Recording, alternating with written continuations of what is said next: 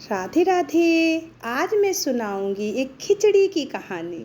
बहुत अच्छी है, प्लीज़ आप लोग सुने। एक सेठ होता है, वो अपनी बीवी से कहता है कि अगर हम नहीं हो तो तुम लोगों का कोई अस्तित्व नहीं है। बीवी कहती है, हम घर की लक्ष्मी हैं, हम चाहें तो आपकी इज्जत रख भी सकते हैं और हम चाहें तो आपकी इज्जत मिट्टी में मिला सकते हैं। सेठ ने कहा, ऐसा है, चलो देखते हैं। सेठानी ने कहा, आज ही देखते हैं। आज आपके यहाँ महफिल जमने वाली है, उस महफिल में देखना मैं आपकी इज्जत कैसे मिट्टी में मिला दूंगी। सेठ तैयार हो जाता है, सेठानी भी तैयार हो जाती है। दोनों शाम का इंतज़ार करने लगते हैं और इनके यहाँ जो रिश्तेदार आने वाले होते हैं उनको बहुत बहुत ध्यान से उनका स्वागत करने को तैयार होते हैं। सेठ के यहाँ रिश्तेदार जुड़ते हैं, दोस्त साथी सब जुड़ते हैं। सेठ बहुत खुश होता है और सबसे बहुत प्यार से मिलता है, हंसता है, खेलता है। एक बहुत ही अच्छा बहुत अच्छा माहौल चल रहा होता है। और उसी बीच में एक अचानक बात होती है। देखो क्या होती है, आप सुनो। एकदम से अचानक सेठ का लड़का जो है वो रोने लगता है। सेठ अपने दोस्त यारों के बीच में थोड़ी सी कड़कती हुई आवाज़ से बोलता है, क्यों, बच्चा क्यों रो रहा है? सेठानी से पूछता है कि बच्चा क्यों रो रहा है? तो सेठानी पहले तो चुप रहती है। जितने रिश्तेदार होते हैं सब सेठानी की तरफ देखते हैं कि बच्चा एकदम से क्यों रोने लगा है।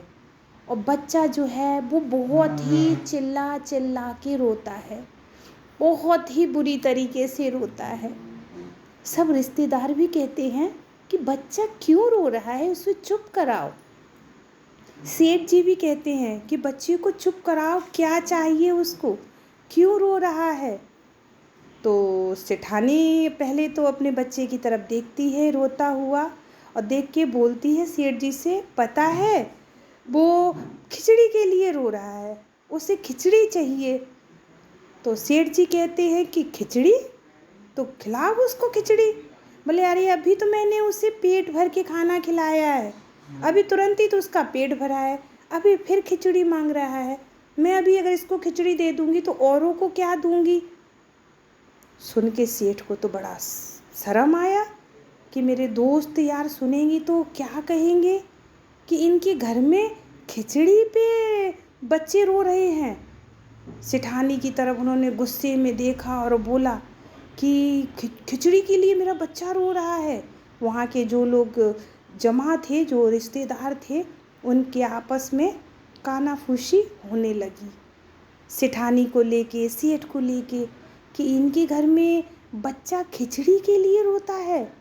ऐसे तो ये बहुत बड़े सेठ बने फिरते हैं, इतने बड़े सेठ हैं कि पूरे समाज में इनका नाम है और इनका बच्चा एक खिचड़ी के लिए रो रहा है। जितने रिश्तेदार थे सबों ने हाथ मुंह पे रखा और एक दूसरे को शक भरी निगाहों से देखने लगे। उस समय का माहौल शांत एकदम, जो अभी तक हंसी मजाक चल रहा था वहाँ एक शांत माहौल हो गया, जैसे सब एक शक भरी निगाहों से सेठ जी की तरफ देख रहे हों।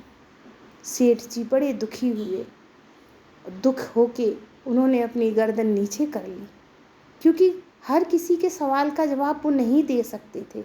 जितने लोग जुटे थे वहाँ पे सबका जवाब, सबके सवालों का जवाब उनके पास नहीं था। बहुत दुखी मन से वो सर नीचे झुकाए बैठे रहे उन लोगों के बीच में।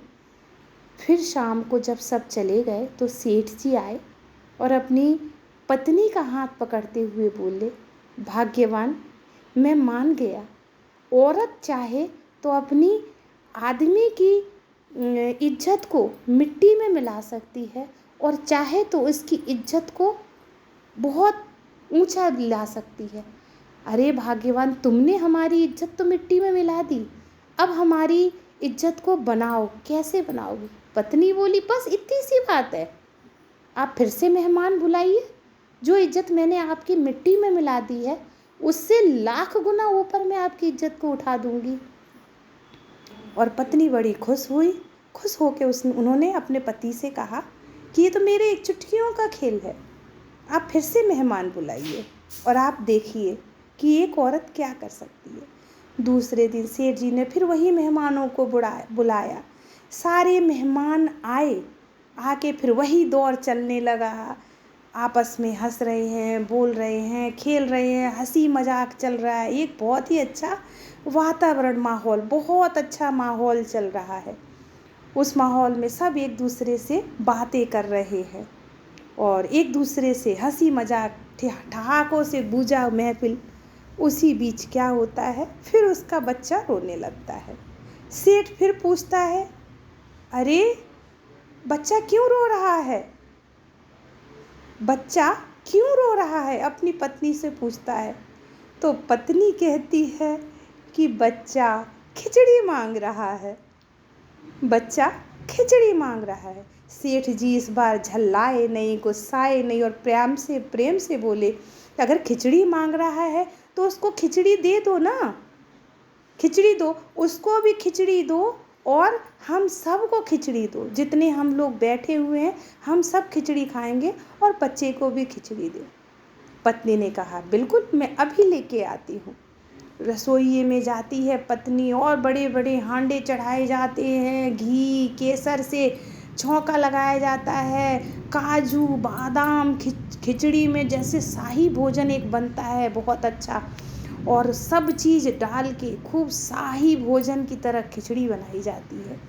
और उस खिचड़ी में इतने अच्छे अच्छे तरीके से व्यंजन डाले जाते, इतनी अच्छी खुशबू आती है खिचड़ी की कि दूर से बनते समय किचन से ही बहुत अच्छी खुशबू आ रही होती है उसमें। जब वो खिचड़ी सबको परोसा जाता है, बच्चों को दिया जाता है, जितने मेहमान आते हैं सबको वो खिचड़ी परोसी जाती, सबके खाने में वो खिचड़ी दी जाती है। खिचड़ी का तो मतलब देखते ही वो खिचड़ी इतनी अच्छी, इतनी खुशबू वाली लगती है कि लोग जहाँ बैठे थे महफिल में, उस महफिल में से उनकी इच्छा होने लगी कि हम लोग जाके खिचड़ी खा लें। फिर खिचड़ी बहुत अच्छे से बन के छोटे से प्लेटों में सज के धज के मेवा वाली, बादाम वाली वो खिचड़ी सब रिश्तेदारों को परोसी जाती है। जब रिश्तेदारों के सामने वो खिचड़ी का प्लेट आता है तो वो देखते हैं उन प्लेटों को, तो उन प्लेटों की खुशबू से ही उनका मन बिल्कुल खुश हो जाता है।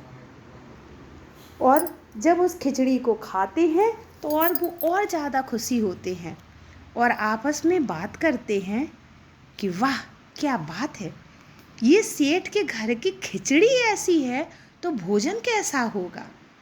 दोस्तों, आप ज़रा ध्यान दीजिए कि वही खिचड़ी उस सेठ की इज्जत ले गई थी और वही खिचड़ी उस सेठ की इज्जत को कितना बना देती है। और लोग वाह वाह करके खाते हैं और कहते हैं, वाह सेठ मान गए, इस मोहल्ले में जो इतना बड़ा सेठ है उसकी खिचड़ी इतनी अच्छी है तो भोजन कितना अच्छा होगा।